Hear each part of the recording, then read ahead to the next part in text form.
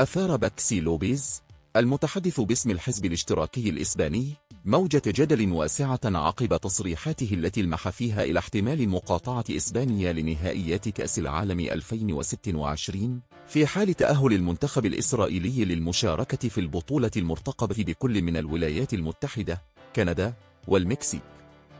وخلال مؤتمر صحفي، قال لوبيز إن الأمر سيقيم في الوقت المناسب، في إشارة إلى أن مشاركة إسبانيا قد تكون محل مراجعة، وذلك انسجاما مع مواقف سابقة للحزب والحكومة الإسبانية تجاه ما يجري في غزة.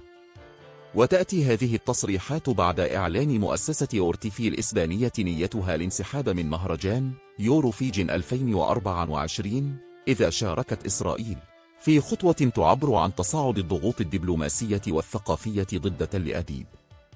وأكد لوبيز أن الحزب يدرس إمكانية تبني مقاطعة رياضية على غرار ما فرض على روسيا عقب غزوها لأوكرانيا، مشيرا إلى أن هناك مطالب باستبعاد إسرائيل من البطولات الدولية، وهي مطالب قيد الدراسة من قبل الهيئات الرياضية الدولية المعنية.